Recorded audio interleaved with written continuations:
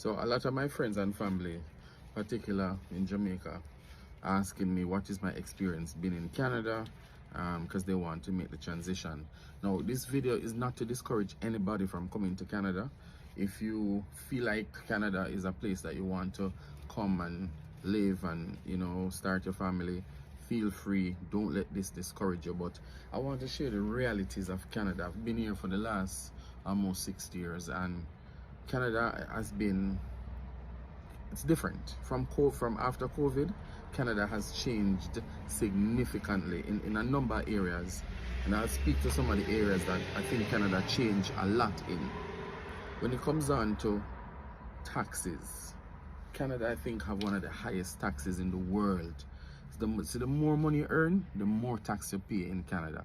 It's like the higher you climb, is the higher the government take money out of your pay. So you're paying, as I'm up to 47% of your income in Canada that goes to tax. So it's very, very, very, very tax heavy in Canada. The other thing that I noticed in Canada is that after COVID, the price of food went right through the doors. Like literally, you can go to supermarket with 100 Canadian dollar and you come out back with absolutely nothing. Just two, probably, if you get 2 bags with $100, you get a lot. Food over the last 2 years, particularly 3 years, skyrocket high. The cost of living versus what you're getting for your pay, what you're getting for to buy for food, absolutely ridiculous.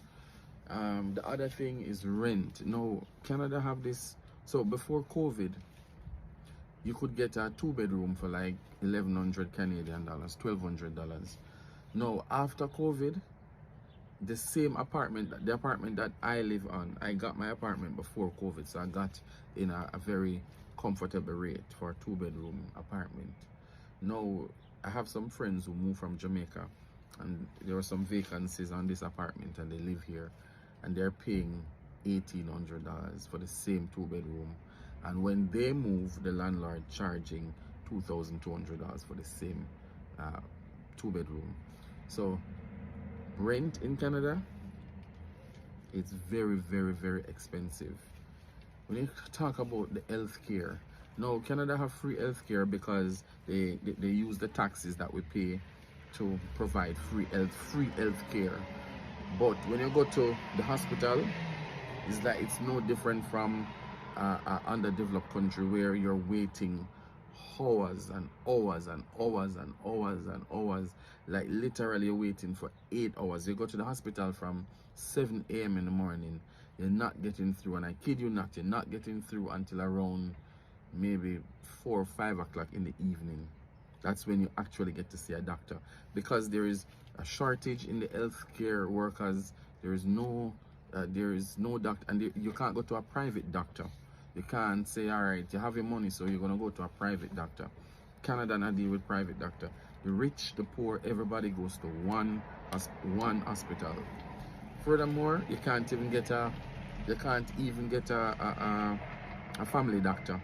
There's a 6 months waiting list to even get a family doctor here in Canada. The other challenge with the reality of Canada is, honestly, Canada boring.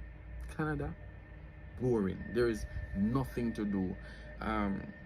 It's good when you have like your own community, that you can have that level of culture. You know, you have your Jamaican community, you have the other ethnic groups who have their community. Community is big. If you don't have a community in Canada, man, Canada is boring. Now have nothing to do. So I'm grateful that here we form a nice little community where people can display culture, you can talk your language, you can cook your food, and you just feel Jamaican. Without that being present, Canada boring. So a lot of people just work in Canada and save them money so that they can travel to different countries.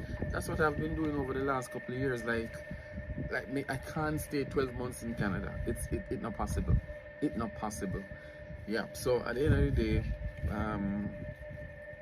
Canada is still good in some instances where, you know, the crime and violence is not as bad. They have good gun laws, but overall, if you're not a strong person, if you don't have community and you don't have the support, Canada is very, very depressing. And grateful to be here, and I'm not discouraging anybody from coming. You can come and you may find it to be good. The other thing is I want to mention is that with this current government, what they're doing, they're reversing a number of the immigration programs that they had for people to get easy access in Canada. So a lot of temporary residents, a lot of people going back to their countries. Trust me, if you do the research right now, a lot of people going back to their countries because people just cannot afford to live in Canada anymore, or the government make it so difficult for persons now to obtain permanent residence in this country. But still grateful to be here, but I just wish things will change soon. That's just my reality of Canada. If you decide to run off, come my friend, though, let me tell you what you're going to need. This is a must. If you got it, you're going to need him in every angle. You're going to need God. You have to learn to pray. Because it's alone that will keep you sane. If you decide to come to America, prepare yourself mentally, because you are going to be depressed. Depression is going to be your best friend. Depression is going to look in at every angle. Yeah, man. Depression, I got to say, depression, I got to say, you ever play tug and war yet? I said depression, I got all and pull you. Yeah. When I was coming here, I met 3 girls and a child. 3 girls, and one of the girls let my one daughter, we are 12, so we try to come through together. Come on the same plane, we did stay at different hotel, but we link up in a local part that we come through Panama. And you see me, if anywhere me go, people always like me. Because I'm genuine. You see, if I'm going to help you, I'm going to help you genuinely. But not help you if you even tell me thanks. If you want to tell me thanks, it's your business that. The thanks what you're going to tell me are for your own good. I'm genuine. So I tried through. You see, I leave Panama and go Cancun before the girl them. Because I one day layover me did have in Panama. Them must be 3, 4. I never have the time for that cause. I never have the whole heap of money for spend I go through. So when I tried it in Cancun, I meet 2 more girls and 1 man. Them come from TG. We end up stay at the hotel together. Could it, remember say we never buy a flight ticket for go to Tijuana. Because you know you can't have that yet. But at the hotel, let's say with the people them, I mean, I walk up and I try to get ticket and I come and I really want to stay too long and then I kind of have a mission. I use my time wisely because I was supposed to only stay there for like 7 days. The people them buy them ticket and don't tell me. The man and one of the girl them. And one of the girl them said, me I leaving them, I say leave go. She said, we get fly. I say, really? And then she start cuss the guy and say, come like some Batman. Imagine you and the girl that walk up and down from morning and you get a flight, but you couldn't make the girl jump on it. Anyway, she try a thing for me, but my card never work at the time. The NCB card never process the transaction. It keep on a decline or something. Fast forward, I go through all the stress there, you know. End up get a flight for go to Tijuana. 6 o'clock the next morning, I'm go. I go through something. Meet an immigration man. Immigration man give me him number. I'm gonna walk the girl them. The girl them we come over now. We trot over with me. Them come over in the night. I walk them through the process. We don't gatekeep nothing.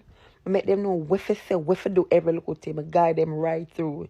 Yeah, so when them reach and we end up, they're not Tijuana at the same hotel. I tell them if we come. One of the girl mother send money for and she send 100 US come give me.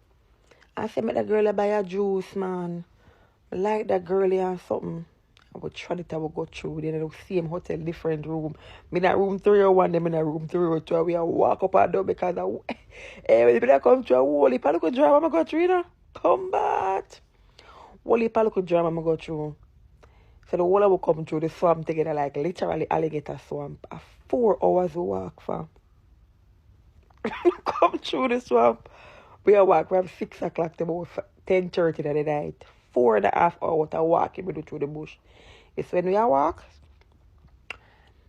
me hear some animal a ball. Although when me watch African show or Discovery Channel, alone, me hear them animal the inner. You don't know after all of that we go through, two of the girls go back to Jamaica. We come up April, May, June, July, August. August, September, the girl them say them can't take the pressure. Them not make the pressure kill them America. Them take a plane and go back to them yard. And these 2 girls, they came here and they were with their mother. And their mother them there, yeah, in New York. And them go back to them yard. So them not make depression kill them love. So you have to strong. So prepare yourself. Prepare yourself because the depression is real. I don't know your story. I only know mine. But I have a free healthcare walking up and down within Canada. And I am so sick with my back, my hip. According to Dr. Cancer, according to Dr. Hypertensive, according to Dr. Diabetes. And I would not want to walk into another healthcare in Canada because 1, they don't touch you. They will not do your vitals. I have never get my vitals done since I am in this country, and I've been to a lot of doctors here. Nobody will touch you. Secondly, they don't speak to you with respect. And the kind of health care that you get here, and bear in mind, I work in the hospitals here for 2 years. I work at Michael Garant, I work at Toronto Western, I work at Toronto General, I work at Princess Margaret, I work at several retirement homes, I work at several long-term care. Right, so the care that they offer is different. Our pay here will only be $20. It will not raise. The only thing that increase in Canada is the rent. Every year, the rent increased by $50. Every other, quite frequently, the phone bill, the internet bill and the phone bill raise every 6 months. So, what we earn will not be able to sustain our rent as the years go by because our pay will never raise in Canada. Food. The dearest food bill in the world is Canada. And Canada food, they are highly toxic. They are highly chemicalized, if there's such a word. Okay. So, the food, the chicken, the meat, it's loaded with chemical. What else you point to? Right, so Jamaica, when we return to Jamaica, I am looking forward to sit in the clinics whole day until I see a doctor or something. Because we won't be going back home to any health care like what we used to have working with the government. So we won't have that anymore. Right, so when I used to have health care, I used to have to sit at the doctor whole day too. Because my doctor in Portmore is a good doctor. And when we go to Dr. Reed, a whole day we sit down and wait. So I am used to that. So, the family system that you're talking about, I don't have family in Jamaica. My mother and father and sister and brother, everybody abandoned me as a baby. And in Canada, the only family I have here is Chris. I have nobody here. In Jamaica, we hear my neighbors, them attack each other. And as somebody say, we have the puss and the cat and the dog and the rat down there. So, your experience is different. Crime is here equally. I don't even go out late again here because we are people of color and they egg our home. We live in Toronto for a while and it's here we move and they full our home with egg because we are colored. So I don't know where you are. I don't know your experience, but I know mine. One of the other distressing thing is that because you have color and you have your qualification, it means nothing. I came here and I study and it still mean nothing. They think I'm from Jamaica where it is primitive. They don't think we used to have water. They don't think we have light. My boss left his yard and come here to teach me how to wash pot, how to hold Scotch Brite, how to make 2 sandwiches with bread. So they think I am good for nothing because of my color. And that is one of the most devastating feelings that one person could ever have. That feelings of nothing that you have in Canada is worse than going to Jamaica and cannot afford to buy food. Is a dangerous feelings you have here.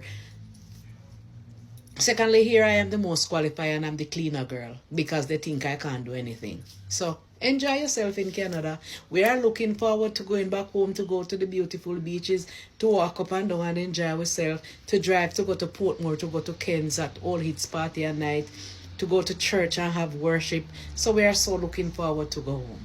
Yeah.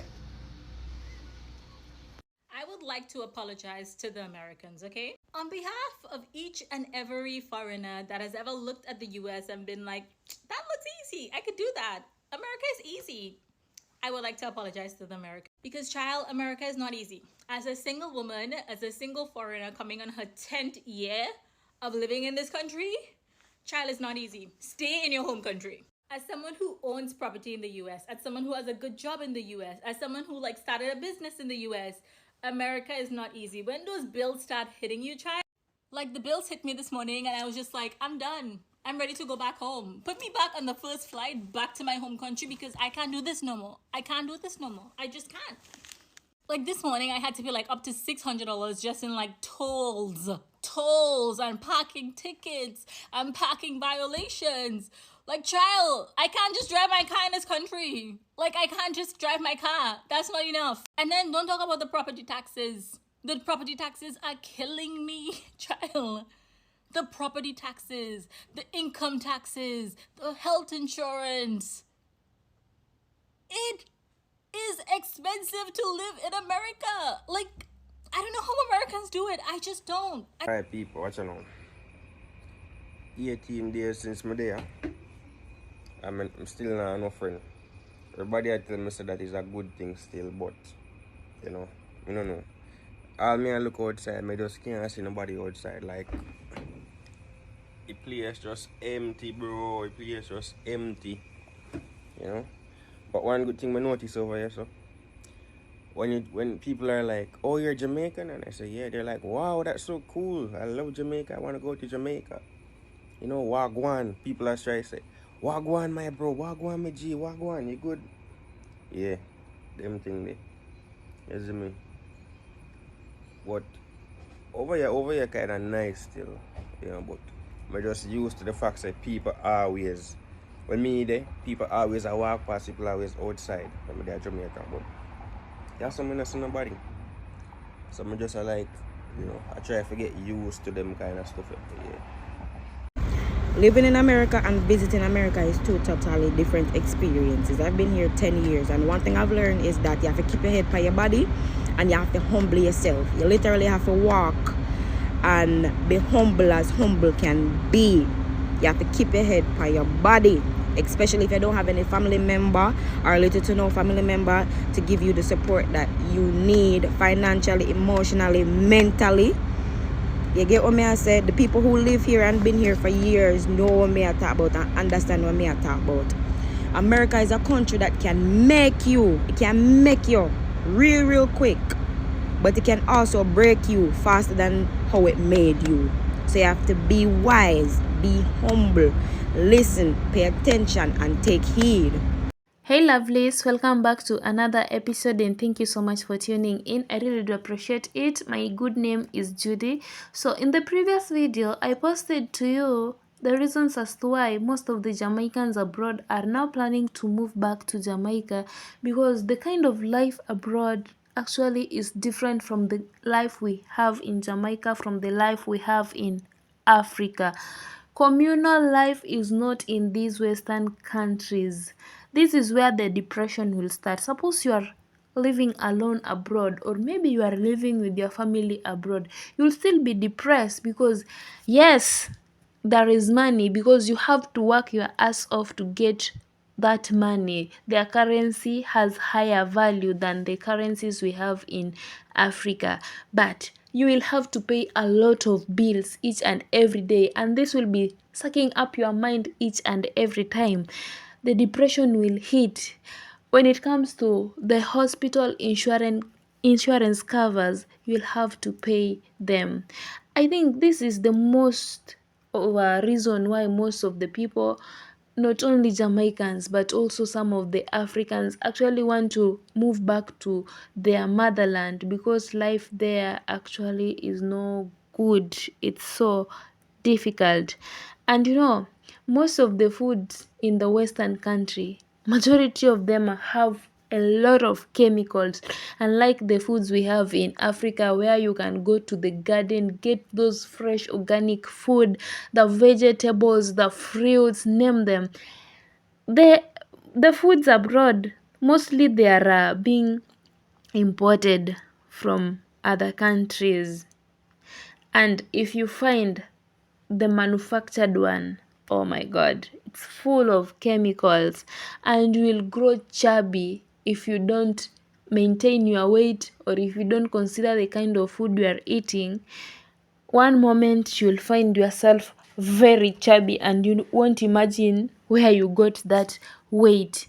And even the parties that majority of Africans and Jamaicans have, you can go to the beachside, celebrate with the family, eat those cuisines. Oh my god, in Europe people are working, in America people are working, in Canada, in USA, like those Western countries, they are working. They don't have that time to celebrate.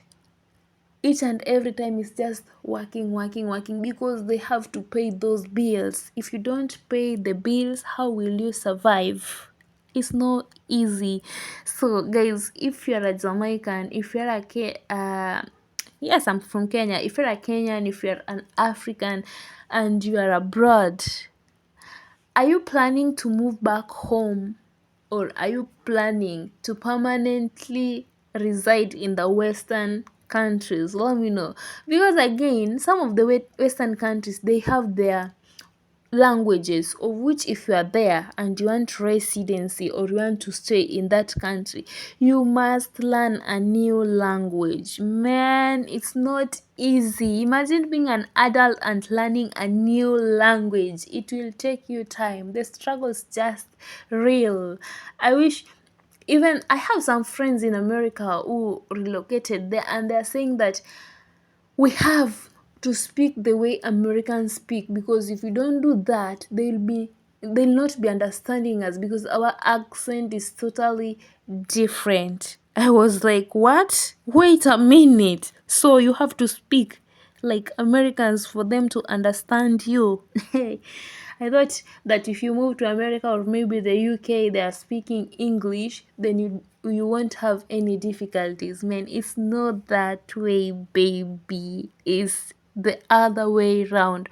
So guys, let me know your thoughts in the comment section, and please, if you find this video helpful, if you have experience in the Western countries, you've been living for some years, or if you are planning to relocate back to your country, let me know your experience there, the struggles you have been undergoing, because the weather also is too different from the kind of weather we have in Africa, especially during winter. This snow, the cold will even kill you because it's too cold.